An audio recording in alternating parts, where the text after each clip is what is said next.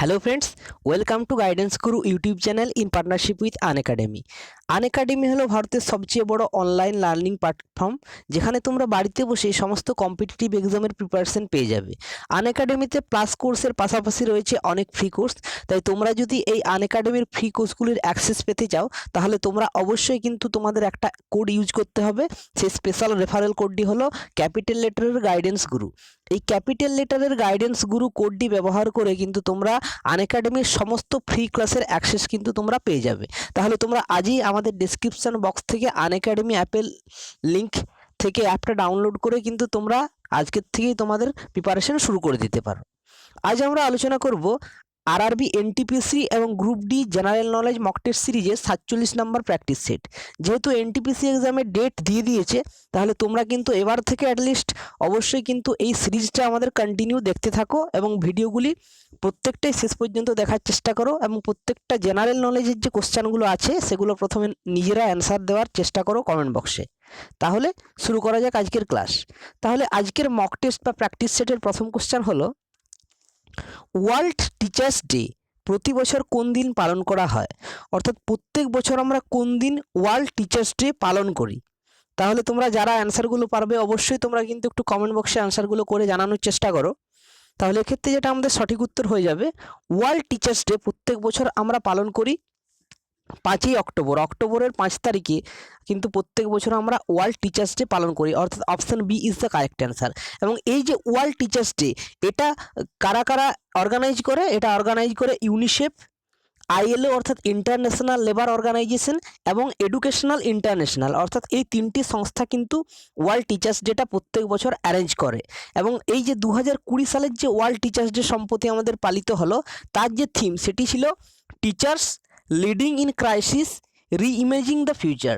অবশ্যই তোমরা এই থিমটা একটু মনে রাখবে, teachers leading in crisis reimagining the future, most important. অবশ্যই এই থিমগুলো একটু মনে রাখার চেষ্টা করবে। নেক্সট কোশ্চেন, পৌষ্টিক নালীর দ্বারা নিঃসৃত কোন রস চর্বি হজমে গুরুত্বপূর্ণ ভূমিকা পালন করে? অর্থাৎ যে রসটি আমাদের পৌষ্টিক নালী দ্বারা নিঃসৃত হয় এবং যেটা চর্বি হজমে অর্থাৎ ফ্যাট ডাইজেশনে কিন্তু গুরুত্বপূর্ণ ভূমিকা পালন করে, সেটি কোন রস?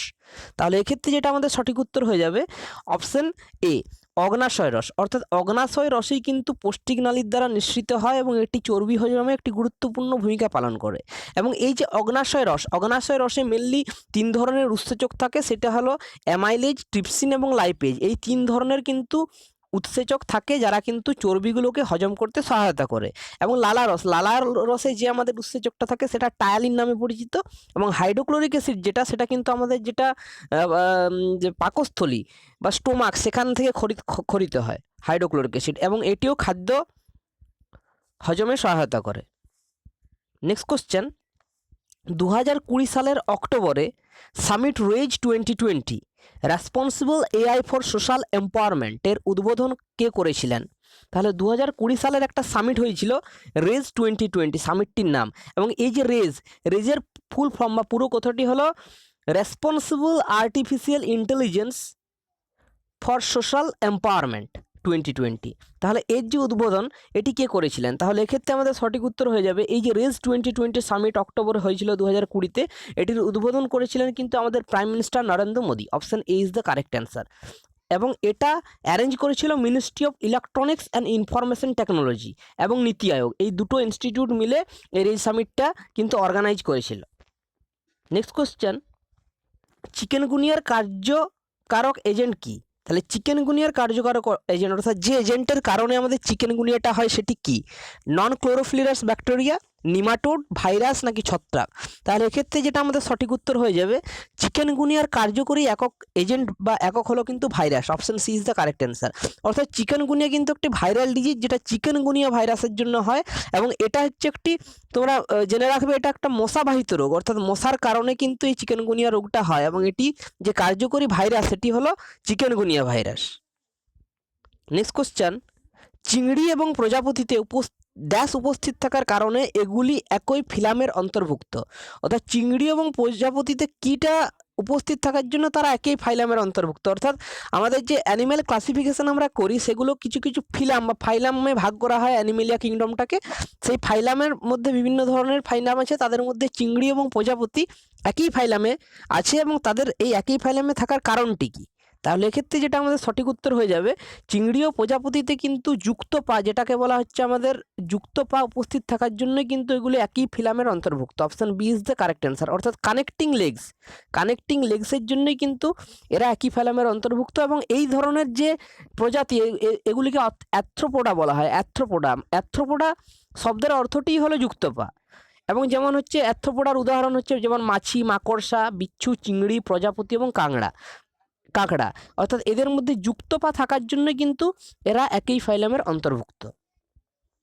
নেক্সট কোশ্চেন, শক্তি এমন কোন রূপ যা সাইকেল চালানোর সময় ঘটে না?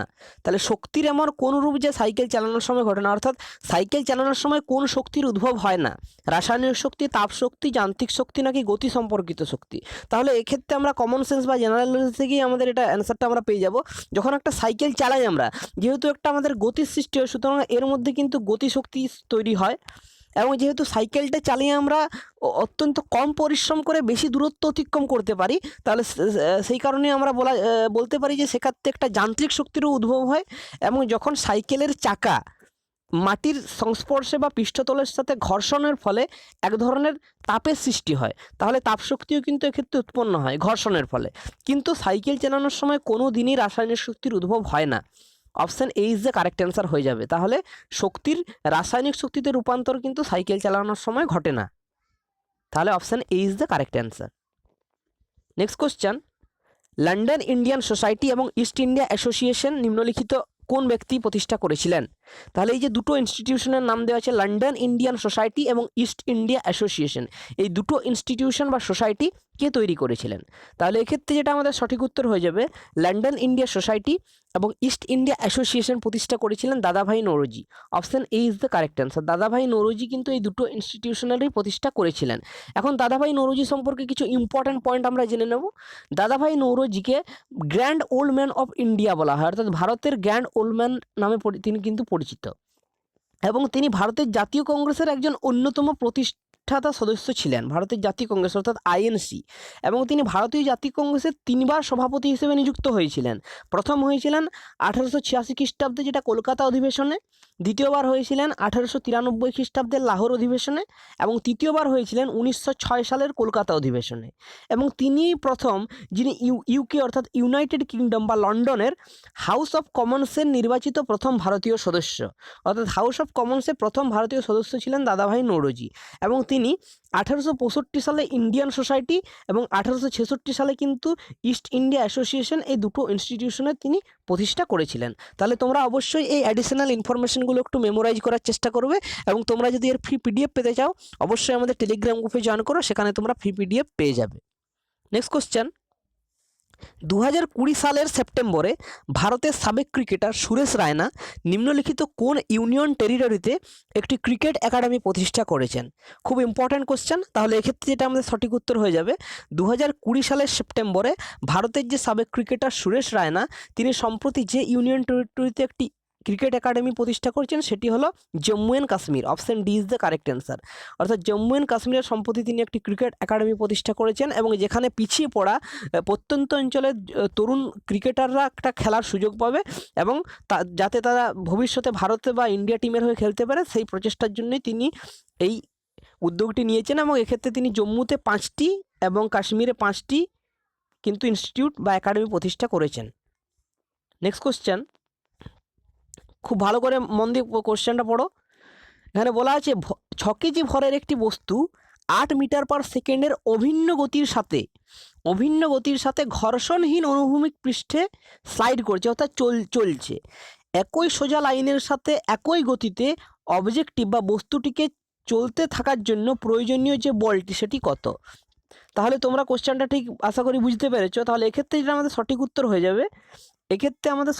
যাবে, অপশান সি, 0 নিউটন। অর্থাৎ এখানে কোনো বলই কিন্তু লাগবে না।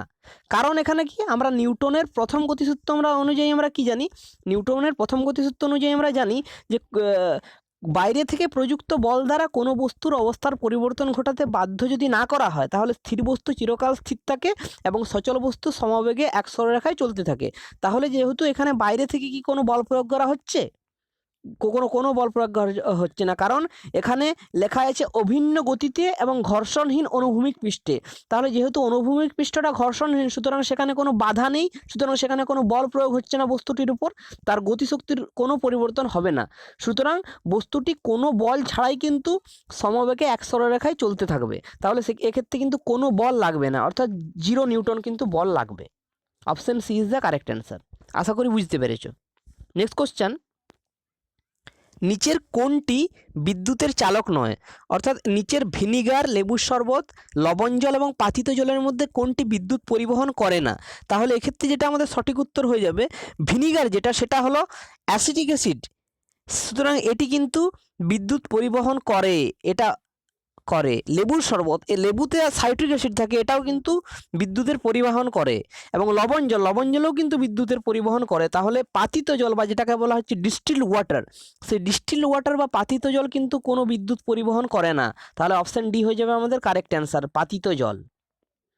নেক্সট কোশ্চেন, প্লাস্টার অফ প্যারিসের রাসায়নিক নাম কি? তাহলে প্লাস্টার অফ প্যারিস যেটা, তার কেমিক্যাল নেম কি?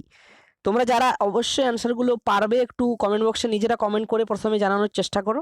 তাহলে এক্ষেত্রে যেটা আমাদের সঠিক উত্তর হয়ে যাবে প্লাস্টার অফ প্যারিস, এর কেমিক্যাল নেম হলো option C, CaSO4 dot half water, অর্থাৎ CaSO4 calcium sulphate dot half water 1-2 H2O, এটাই হলো প্লাস্টার অফ প্যারিসের কেমিক্যাল নেম। এবং এটাকে কেমিক্যালে বলা হয় calcium sulphate hemihydrate, calcium sulphate hemihydrate CaSO4 dot half water. এবং ক্যালসিয়াম সালফেট ডট 2H2O অর্থাৎ ক্যালসিয়াম সালফেট ডাইহাইড্রেট, এটাকে কিন্তু জিপসাম বলা হয়। তাহলে তোমরা জিপসাম এবং প্লাস্টার অফ প্যারিসের মধ্যে কিন্তু গুলিয়ে ফেলো না। জিপসাম যেটা আছে সেটাতে কিন্তু 2টো ওয়াটার থাকবে এবং প্লাস্টার অফ প্যারিস যেটা আছে সেটাতে কিন্তু হাফ ওয়াটার থাকবে। নেক্সট কোশ্চেন,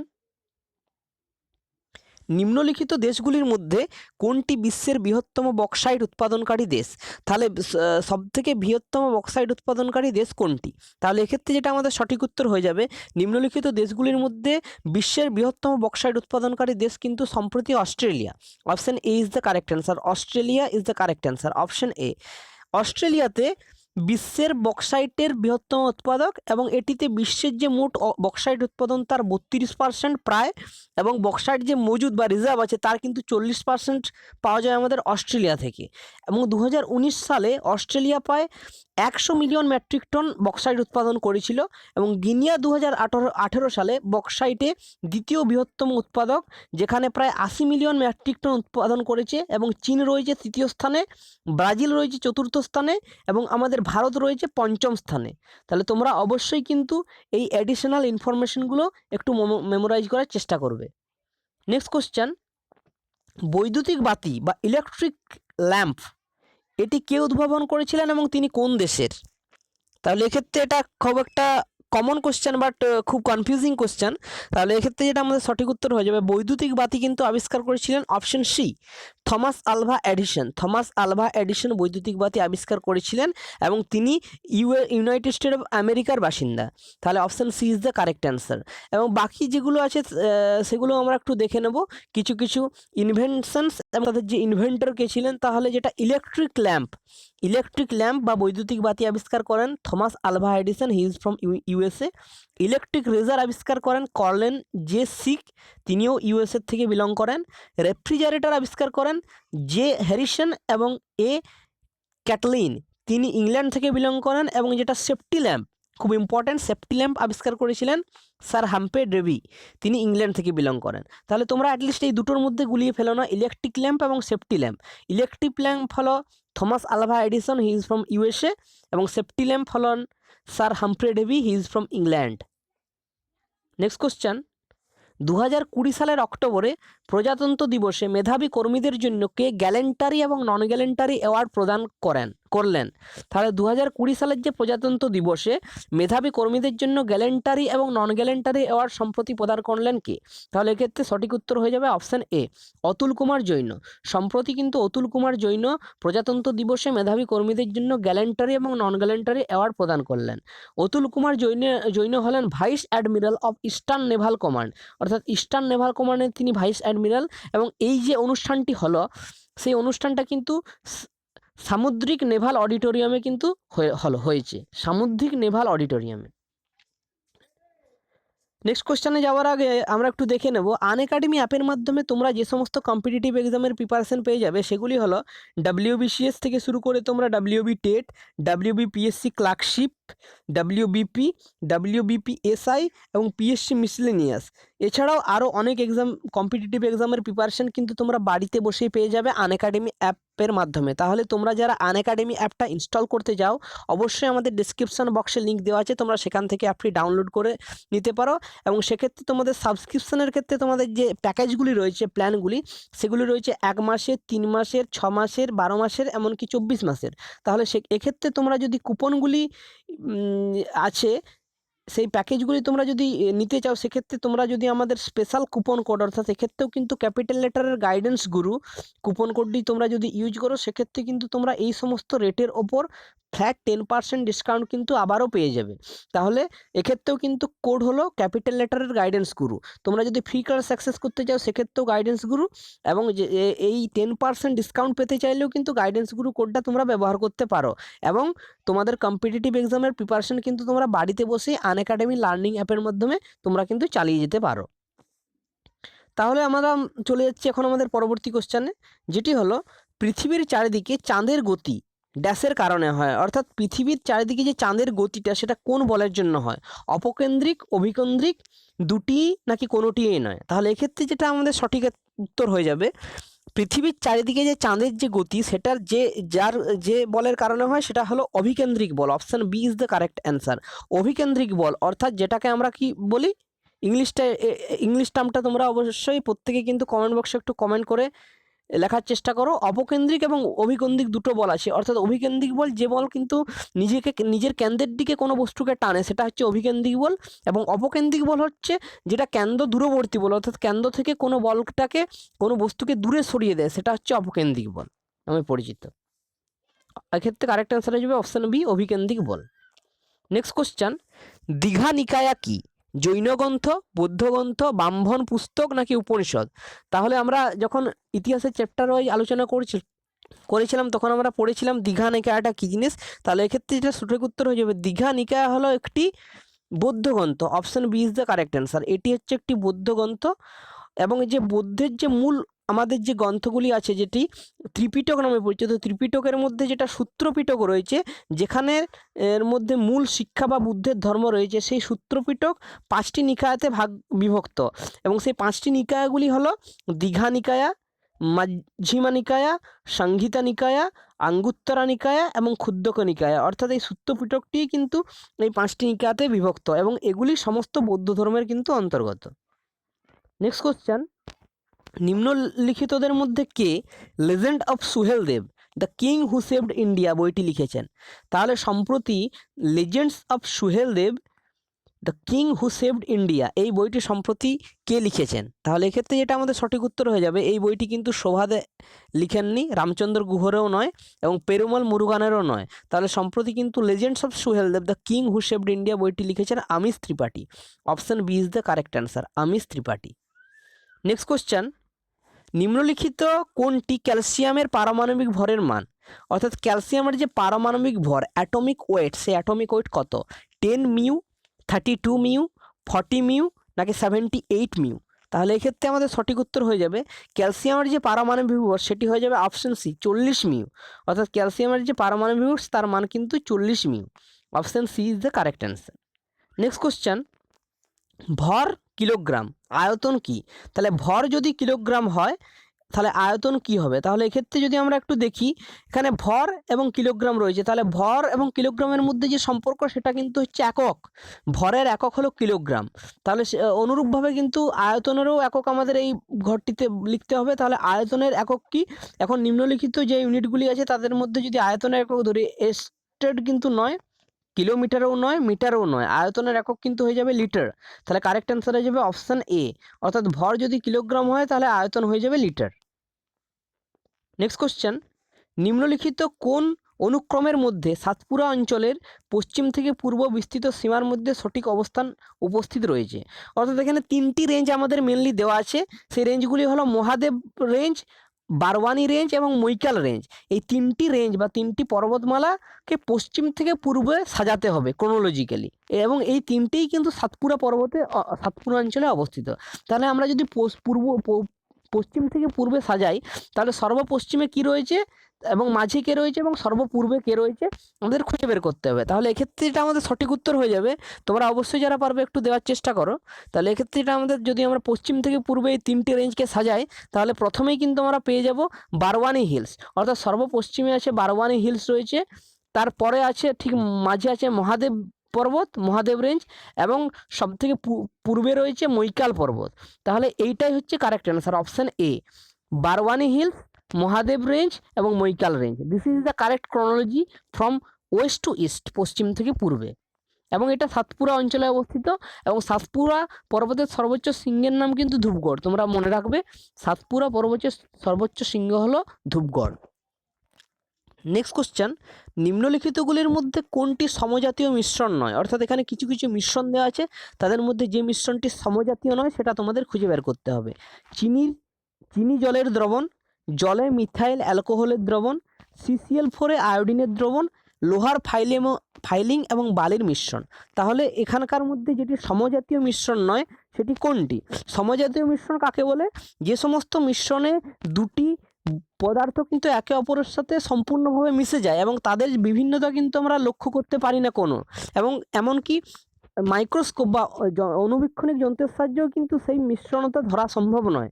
তাহলে আমরা যদি চিনি এবং জলের মিশ্রণ, এটা কিন্তু সমজাতীয় মিশ্রণ।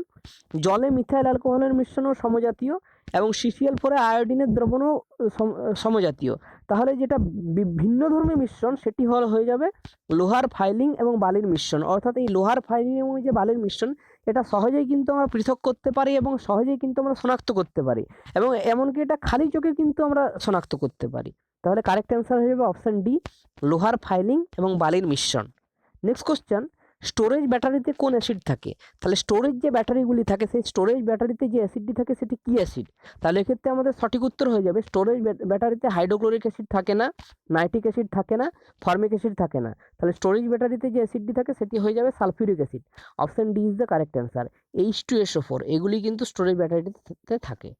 নেক্সট কোশ্চেন, বুলন্দ দরওয়াজা কোথায় দেখা যায়? আগ্রা, ফতেপুর সিক্রি, পুরাতন দিল্লি নাকি অমৃতসর? তাহলে এক্ষেত্রে যেটা আমাদের সঠিক উত্তর হয়ে যাবে বুলন্দ দরওয়াজা, এটি কিন্তু দেখা যায় option B, Fatehpur Sikri. Option B is the correct answer. Buland Darwaza Fatehpur সিক্রিতে অবস্থিত, এবং এটি নির্মাণ করেছিলেন মুঘল সম্রাট আকবর, এবং আকবর এটি গুজরাটের উপর তার যে ভিক্টরি, অর্থাৎ গুজরাটের জয়লাভ করার পর তিনি তার যে বিজয় স্মরণে এই বুলন্দ দরওয়াজা ফতেপুর সিক্রিতে নির্মাণ করেছিলেন। এটি 1602 খ্রিস্টাব্দে তিনি নির্মাণ করেছিলেন, এবং এখানে যে জামা মসজিদ অবস্থিত, সেই জামা মসজিদের যে প্রবেশদ্বার সেটি বুলন্দ দরওয়াজা নামে পরিচিত, এবং বুলন্দ দরওয়াজা হলো ভারতের বৃহত্তম ভারত তথা সমগ্র বিশ্বের সবথেকে বড় প্রবেশদ্বার। নেক্সট কোশ্চেন, নিম্নলিখিত কিসের উপস্থিতির জন্য বায়ুমণ্ডলে অম্ল বৃষ্টির সৃষ্টি হয়? তাহলে আমাদের যে বায়ুমণ্ডল বা অ্যাটমসফিয়ার, সেখানে যে অম্ল বৃষ্টি বা অ্যাসিড রেন সৃষ্টি হয় সেটা কিসের কারণে হয়? তাহলে এক্ষেত্রে সঠিক উত্তর হয়ে যাবে যে অ্যাসিড বৃষ্টি বা অম্ল বৃষ্টি, তার মেন কারণ কিন্তু হয়ে যাবে সালফারের oxide. Option C is the correct answer. সালফারের অক্সাইডের জন্য কিন্তু বায়ুমণ্ডলে কিন্তু অম্ল বৃষ্টিটি হয়। তাহলে option C is the correct answer. Mainly কিন্তু এখানে সালফার ডাইঅক্সাইড এবং নাইট্রোজেন ডাইঅক্সাইডের মেনলি রেসপন্সিবল অম্ল বৃষ্টিটা হওয়ার কারণে। নেক্সট কোশ্চেন, রিফ্র্যাক্টিভ ইন্ডেক্সের একক কী? তাহলে রিফ্র্যাক্টিভ ইন্ডেক্স যেটা রয়েছে তার ইউনিট কী?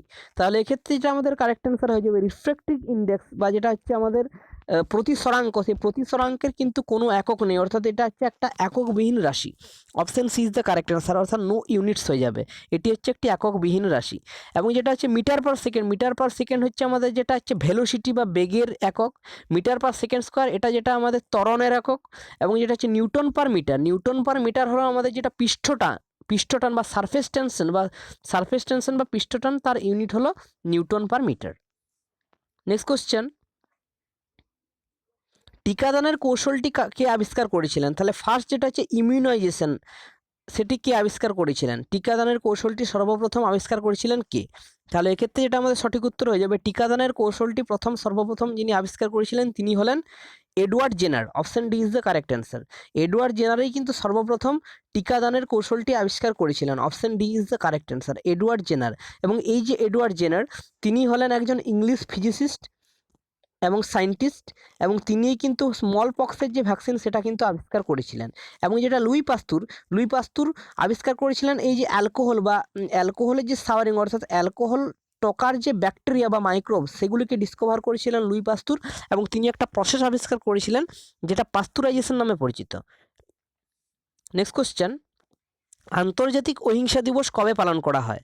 অর্থাৎ প্রত্যেক বছর আন্তর্জাতিক অহিংসা দিবস অর্থাৎ ইন্টারন্যাশনাল নন ভায়োলেন্স ডে আমরা কবে পালন করি? তাহলে এক্ষেত্রে যেটা আমাদের সঠিক উত্তর হয়ে যাবে, আন্তর্জাতিক অহিংসা দিবস প্রত্যেক বছর আমরা পালন করি option B 2 October. Option B is the correct answer, 2 October আমরা প্রত্যেক বছর আন্তর্জাতিক অহিংসা দিবস পালন করি। এবং এটিকে গান্ধী জয়ন্তী নামেও পরিচিত, গান্ধী জয়ন্তীও বলা হয়। এবং 2020 সালের যে আন্তর্জাতিক অহিংসা দিবস পালন করা হলো, তার যে থিম সেটা ছিল শেপিং পিস টুগেদার। তোমরা অবশ্যই থিমটা মনে রাখবে, শেপিং পিস টুগেদার ছিল 2020 সালের international non violence day theme. এবং যেটা হচ্ছে স্বচ্ছ ভারত মিশনও কিন্তু 2 অক্টোবরই লঞ্চ করা হয়েছিল 2014 সালের, অর্থাৎ গান্ধী জয়ন্তীতে স্বচ্ছ ভারত মিশন লঞ্চ করা হয়েছিল 2014 সালে। নেক্সট কোশ্চেন, অর্থাৎ আজকের আমাদের যে মক টেস্ট, সেই মক টেস্টের আমরা শেষ কোশ্চেনে কিন্তু আমরা হাজির হয়ে গেছি। এবং সেটি হলো 2024 সামার অলিম্পিক্স কোথায় অনুষ্ঠিত হবে? অর্থাৎ 2024 সালের যে সামার অলিম্পিক্স সেটা কোথায় অনুষ্ঠিত হবে? বেইজিং, প্যারিস, লস অ্যাঞ্জেলস নাকি লন্ডন? তাহলে তোমরা কিন্তু প্রত্যেকেই এই অ্যান্সারটা কমেন্ট বক্সে কমেন্ট করে একটু জানানোর চেষ্টা করো। এটা তোমাদের জন্য হোমওয়ার্ক দেওয়া রইল যে 2024 সালের যে সামার অলিম্পিক্স সেটা কোথায় অনুষ্ঠিত হবে। তোমরা প্রত্যেকেই যারা পারবে অবশ্যই কিন্তু কমেন্ট বক্সে ভিডিওটা সম্পূর্ণভাবে দেখার পর প্রত্যেকেই কিন্তু এই অ্যান্সারটা একটু লিখে জানানোর চেষ্টা করবে। তাহলে আজকের মক টেস্ট আমরা এখানেই শেষ করছি। পরের দিনে আমরা আরআরবি এনটিপিসির আরেকটা প্র্যাকটিস সেট নিয়ে তোমাদের সামনে হাজির হয়ে যাব। তোমরা যদি ক্লাসটা তোমাদের ভালো লেগে থাকে অবশ্যই তোমরা ভিডিওটি তোমাদের বন্ধুদের সাথে শেয়ার করে দাও। এবং যেহেতু এনটিপিসি এক্সাম আর খুব একটু দেরি নেই, তাহলে কিন্তু তোমরা প্রত্যেক দিনেই কিন্তু ডেলি বেসিসে আমাদের এই প্র্যাকটিস সেটটি কিন্তু অ্যাটেন্ড করতে থাকো এবং কোশ্চেনগুলোর অ্যান্সার তোমরা নিজেরা দিতে থাকো। তাহলে দেখা হবে আবার পরের দিন। Still then stay tuned. Thank you.